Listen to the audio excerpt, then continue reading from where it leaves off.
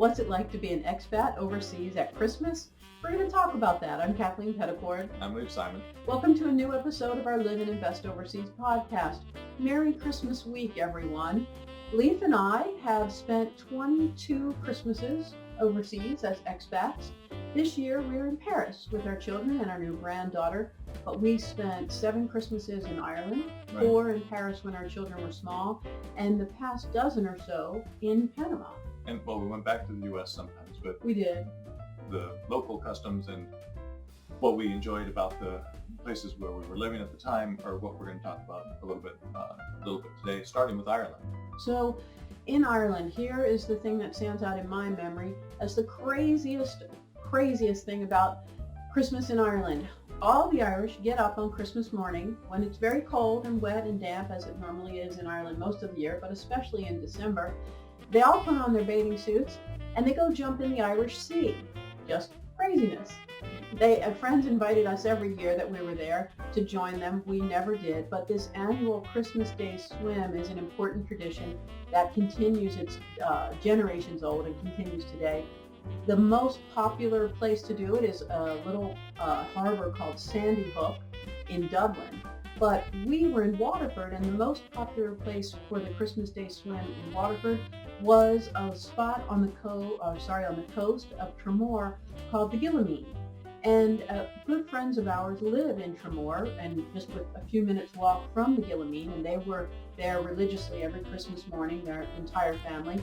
We never did go, but my friend Marette, who would go every year and beg us to join her, explained that through the 1980s, the Gillamine was men only, which suggests something about the history of Ireland in general. When we were living there in the 80s and 90s, this was still a very traditional culture, and women still stayed home and took care of the children and the household, and they were not allowed to join the men on the Christmas Day swim. That's not true anymore. Well, and they were lucky that they weren't allowed, because even in June in that same waters, we wouldn't get in the water. It was too cold.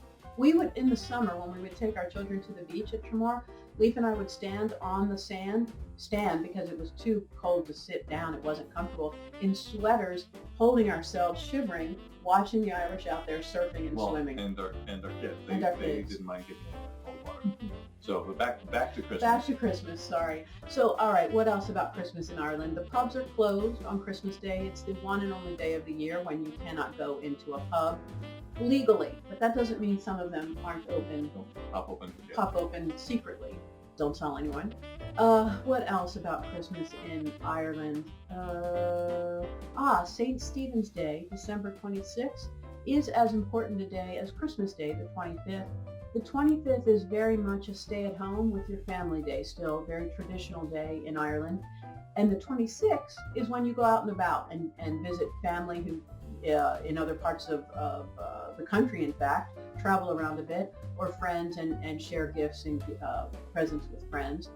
Then there's another important day on the annual Christmas calendar in Ireland, which is January 6th. In the whole world, January 6th is the Feast of the Epiphany. In Ireland, it's also Women's Christmas. Again, back to this idea of this being still, even today, although much, much less so than when we were living there, a very traditional culture.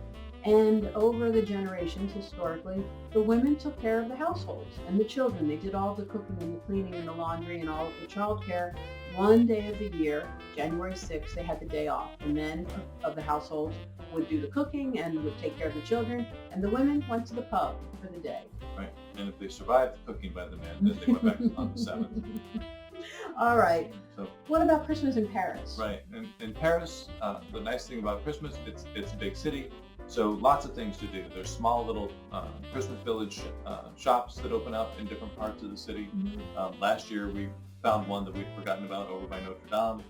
There's one by the church Saint-Germain-des-Prés that we go to, and just generally you can find them around Paris.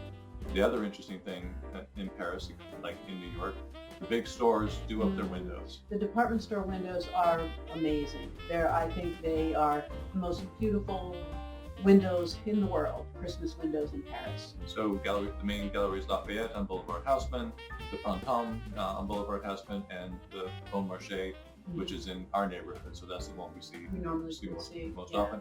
Even this year during COVID, they've done up the windows. So the shops were closed until a week or so ago, but the windows have been up for many weeks. Yeah. And all of the little shops really go all out this time of year. So you see lights and garland and bows and baubles and gold balls everywhere. Right. So not unlike any city in the U.S., but not every place has the quality and right. The tradition. The amount of time put into those Christmas windows. Yeah, well, exactly. The time and care and investment. It's not a small thing, especially for all the little shops. We live on a street with still a lot of local shops, a cheese maker and a dress shop and a cobbler and a wine store, and all of their windows are decorated beautifully right now. Another thing about Christmas in Paris that you may not have thought about, but that I think is very fun, is a food tradition. Not surprisingly, food is an important part of everything in Paris. But this time of year, everyone, everywhere is selling and enjoying oysters, especially on Christmas Eve. We have friends who come often when they can to spend Christmas in Paris, and they tell a funny story from years ago, one of their first Christmases in Paris, where they saw that all the shops were stalls out on the sidewalk selling oysters set up. You'll see them everywhere. And the restaurants have oyster specials, and they thought, well, this seems to be something to do. We should get some oysters. But they were staying in a little guest house, a little rented room with no kitchen or refrigerator. So they brought their oysters home, didn't know what they would do with them to keep them cold until they were ready to eat them. So they said, oh, we'll put them on the windowsill. Opened the window, sat them out on the windowsill, and looked around the courtyard of the guest house where they were staying and saw that many other windowsills likewise had plates of oysters sitting on them. So they weren't the only ones to think of this do-it-yourself refrigeration strategy. Right. I'd rather have put them in the refrigerator, but It's a good story. All right, what else? I guess Panama. We should talk about Christmas in Panama a little. Right, and the difficult part of Christmas in Panama is it's hot and humid in December. The end of rainy season is usually around December 15th, so maybe it's less humid by the time Christmas hits. But you can get all the traditional fixings, if you will, that you could see in North America and Canada and the U.S., including Christmas trees, live Christmas trees, well, dead Christmas trees cut. And they ship them down from Canada. You can get them in different places. We found an importer, a food importer, who would fill up his oversized professional refrigerator. Is the best place to get a tree that lasts the longest. They'll sell them in the lots of supermarkets, for example. Right. Those trees don't last very long. Well, because they're sitting out in the heat and humidity. This particular company puts them in their walk-in cooler, and so this one time you'll put a sweater on in Panama, so you go and pick up your Christmas tree, go down and pick it out, and as Kevin said, they do last longer. The one quirky thing in Panama about Christmas time is that they don't really do Halloween or Thanksgiving, so Christmas decorations and everything sold for Christmas is out by mid-October usually, and it's on 50% to 90% sale by mid-November. Well, I would say that they begin putting Christmas decorations out, for example, in August and definitely in September. And I remember the first year we were there, seeing everything out in September, I thought, this is too early to shop for Christmas. I'm not interested in shopping for Christmas.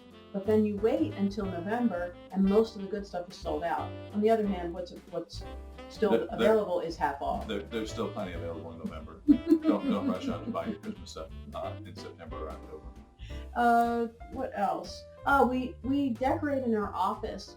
We have a garden in the back of our office.